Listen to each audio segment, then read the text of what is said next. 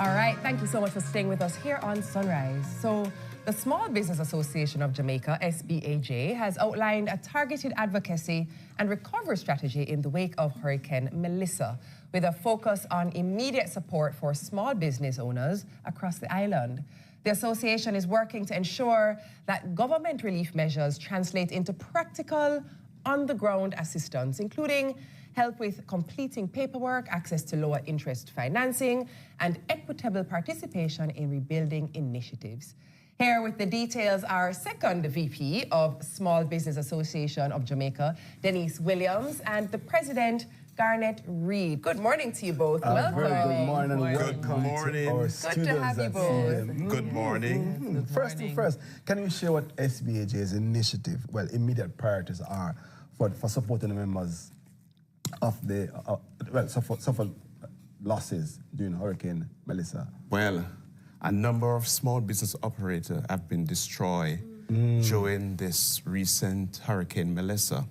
And therefore, we are taking up data now, right, to find out who will get damaged, what are the damage, and how we can help. Now, I just want to say something, though. SBAJ is the largest small business organization in Jamaica, represents some 16,000 island-wide. The micro, small, and medium-sized enterprise. And we are a little disappointed with the government that we are not involved in the recovery process. And therefore, we are appealing to the government and other private sector to involve SBAJ in the recovery process at this time. At this time, we are doing data collection, and to find out what are some of the damages and what are some of the needs our small business operator need. Now, the Prime Minister yesterday mentioned that he will be working to help this small business operator to recover. I understand that he's going to give some generator, and he's talking about the shop owners. But I need to go further to talk about small business who are pharmacy, small farmers, the hairdresser, the tailor, and so on and so forth. So all these people need help as well for we to grow back the economy. The Small Business Association of Jamaica represent, as I said, a wide cross-section of small business operator. We give employment to the Jamaican people 90%. We give the government trillions of dollars in taxes, and therefore we need to rebuild commerce, and so that the country can recover from the devastation of Hurricane Melissa that destroyed. This was a catastrophe. It was a catastrophe. Oh, 100%. You mentioned and so I also like to take this opportunity to also thank all the international organization, the entertainer. Yesterday I saw some entertainer giving building supply, spice, good move. But what we need coordination. There's a thing called coordination, and I think the government picked that up. I know to see make some changes at the OPM. Good move, but more need to be done. Your question.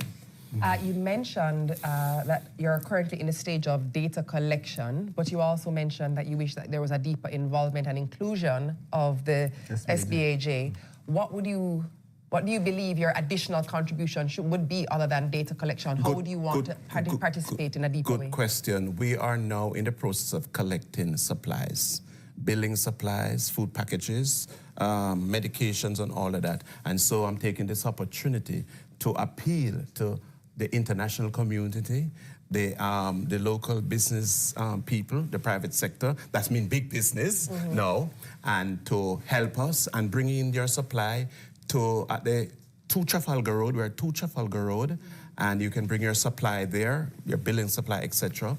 And you can call me at 919-2410, 319-0770, and we are a registered organization. We have an organization for over 50 years, formed by the late R. Danny Williams. We are the engine of growth for the Jamaican economy. Dennise. Okay. Right. So. What else we're doing? So we're gonna be doing a road show. So we're heading to Montego Bay first, And so for persons who want to contribute to helping small businesses, they need everything: generators, laptops, data banks. They need technology and they need power. Many, many things. So again, you can call the office, but we're heading to Montego Bay first, and then we'll be doing 3 other stops because, as everyone knows, the damage is wide. So we want to encourage persons to reach out. We're also posting our survey for small businesses on our social media pages, so that will help with the data collection. The other thing we want to talk about is the way forward, the recovery. We believe it will happen in 3 stages. So right now, we're at the humanitarian stage. So we're trying to make life less miserable. That's stage 1. But for businesses, when we look at the data we already have, there are 425,000 small businesses in Jamaica, but 418,000 solopreneurs. So those are the people working from home, or they have a little shared office space and such.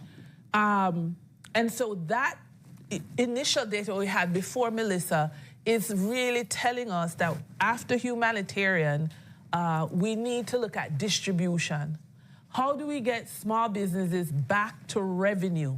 You know, how do we distribute their services and their goods to Jamaica, to the world? How do we get them back to that phase where cash is coming in? Because you can't build a business on donations. You need cash.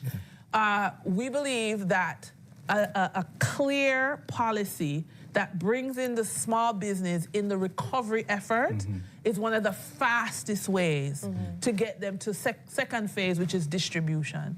And then the third and final phase, a little bit more long-term, is digitization. We have to get Jamaican small businesses in the cloud because we live in a hurricane zone. This could happen next year. So rebuke it. But the digitization. Now we know that Jamaica Business Development Corporation has been ongoing with their training for digitization of Jamaica, but I think it needs to step up. But let me ask you an interesting question, because you're mentioning having a survey for people to fill out. You're mentioning collecting data. How are you doing that for the people who don't have any connectivity? Because there's no connectivity. That's the road show. That's the road show. That's what we're going down. What are the features of the road show? We're gonna have have the buses, and we're gonna get security. And supplies, and we're gonna go down. Music, of course. Yes, we may have music. Yes. Dennise said, add that to the plan. I just want to say something though. Recently, the government of Jamaica allocated some $2 billion through the DBJ to the SME, and I'm recommending that they put $500,000 to give $500 million to help the SME sector who have been damaged. I also like to commend the government. We recently have a press conference where we make a recommendation that NHT to help the homeowners to rebuild. I see the government is giving some $500,000 to help homeowners to rebuild. And that will help the solopreneurs who work from home. Quickly. Right. And again, I must commend the Andrew Holness administration before and post who are doing an extremely good job. There are some glitches, but they're trying to fix it where that is concerned. Let me just go now to JPS. The Jamaica Public Service, before Melissa said that there was going to increase the electricity bills. They said it was possible. Well, they underscored that. We spoke with them, and they actually said to us, there's a possibility. We're not saying it's definitely going to happen. Well, I'm appealing to them not to increase electricity bills at this time. To help the Jamaican people, to help the MSC. I think we're all backing you on that appeal. Backing it, and that's a good way to end. You know, to bring in the light of that suggestion.